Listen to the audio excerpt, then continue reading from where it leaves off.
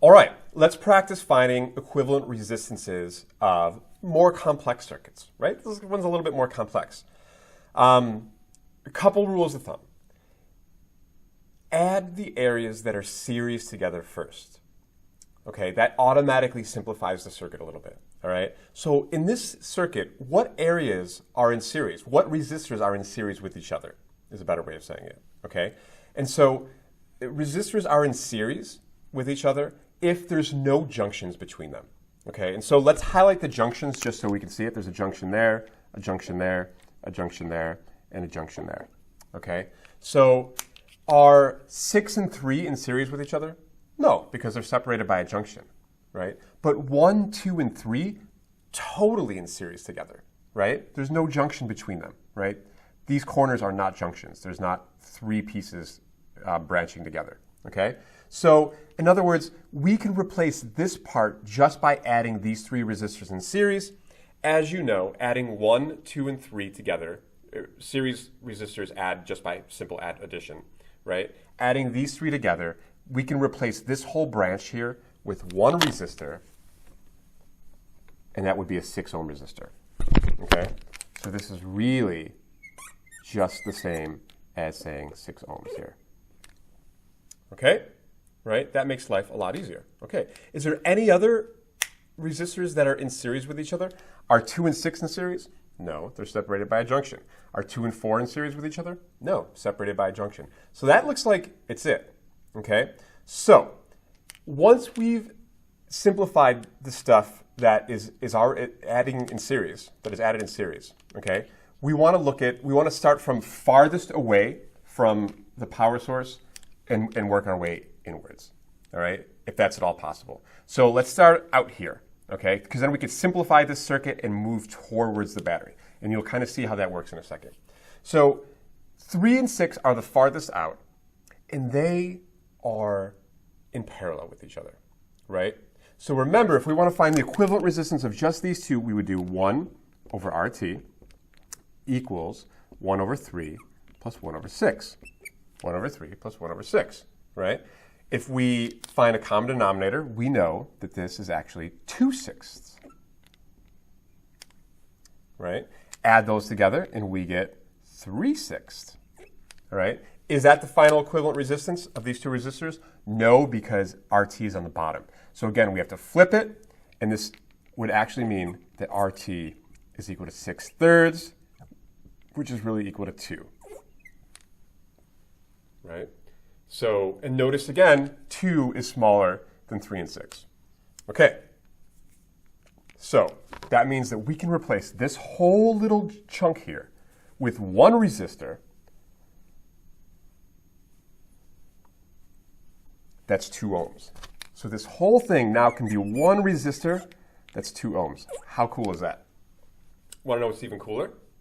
Now that creates a situation where this 6 and 2 are in series with each other, right? So we can replace this whole branch, right? They're not separated by any kind of a junction. So we could replace this 6 and 2 with just 1 resistor that's 8. So I'm going to erase this.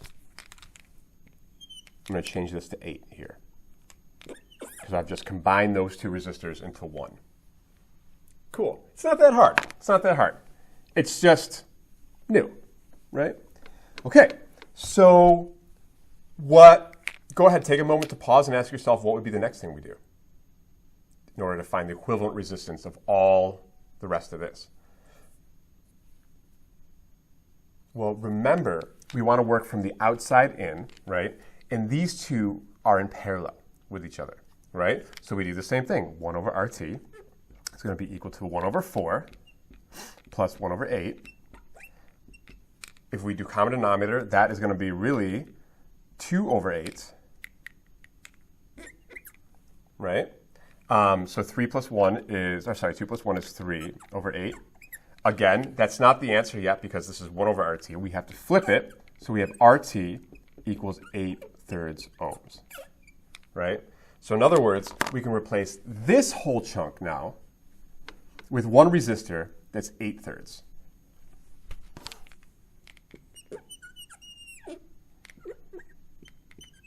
Cool. And guess what?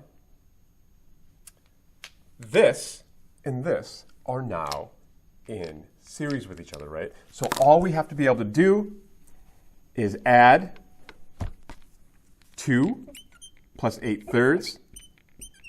And this is in series adding, so I could just make that a normal RT. So satisfying. I love this. Okay, so, oh, look at this again. We have some weird, we've got to get a common denominator, right? So 2 can actually turn into 6/3, right? So I'm going to make this be 6/3.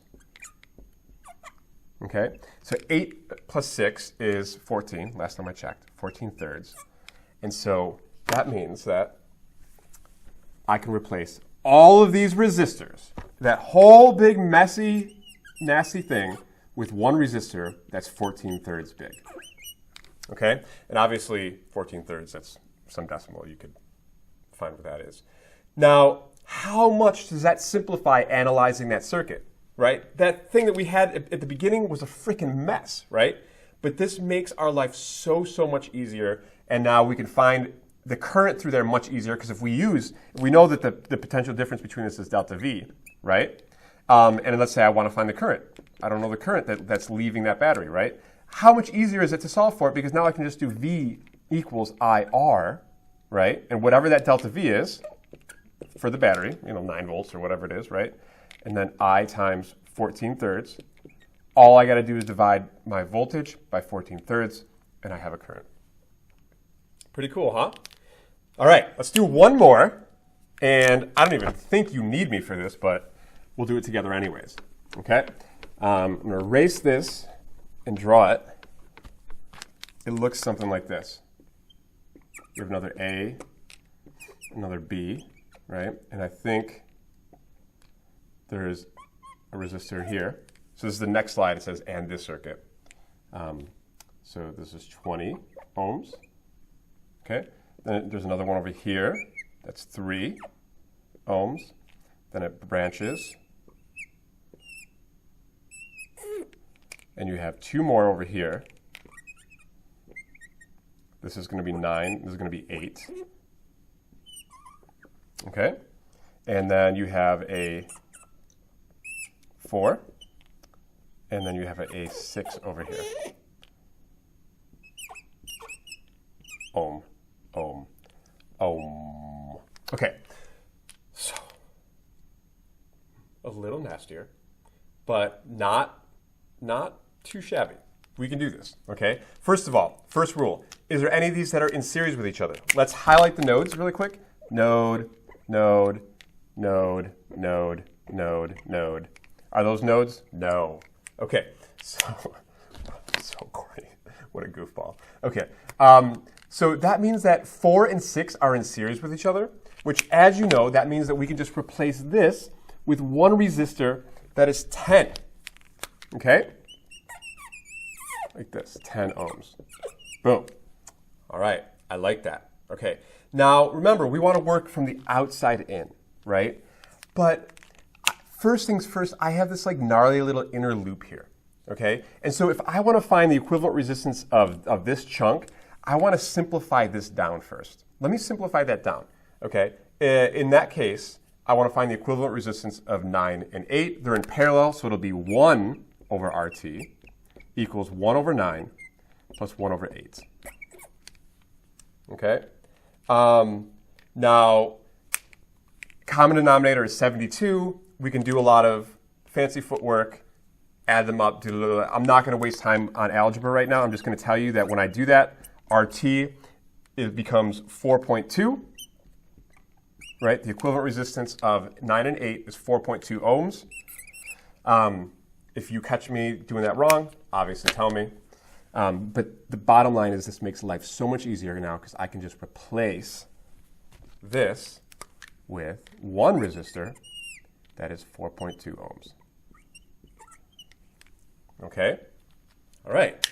Now that makes it much easier for me to simplify this. This basically looks like our old problem, right? Okay.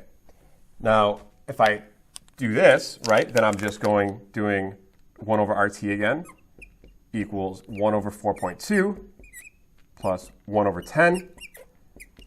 you know, we have decimals on the bottom. Now we're getting to the point where you don't even have to do the common denominator thing.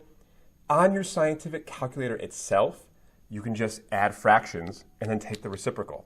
So go ahead, add those fractions on a scientific calculator and take the reciprocal. And I get a value of... Did I not finish this problem? I did not finish. Wow. I did not finish this. Okay. So, hey, that happens in physics sometimes. So you're going to find something here, right? And you're going to reduce that. I don't even have my scientific calculator on me. Oh my God, this is so embarrassing. I'm stuck. That means you need to bail me out. Bail out your professor right now. Find what this is. That's going to turn into another resistor here, right, with some mystery value, okay? Add those in series. Then you're going to have this situation where you just have the 20 and some other mystery value here in parallel with each other. And then you could just do this again for those two values. Do it, and I appear to have the final answer, even though I did not do the intermediate step. And the final answer appears to be R total equals about 6 ohms, or 5.95, but I rounded to 6. See if you got that. Holler at me if you didn't get that. But otherwise, I think we got it. By now, you see what I mean. Not a lot of life science in this, a lot of math, but almost kind of satisfying in a way. They're almost like little puzzles, like little Sudokus or something. I hope you see it that way anyways. All right. In the next videos, I'm going to introduce Kirchhoff's laws, which make this look like adding on your fingers. All right. Gear up for it.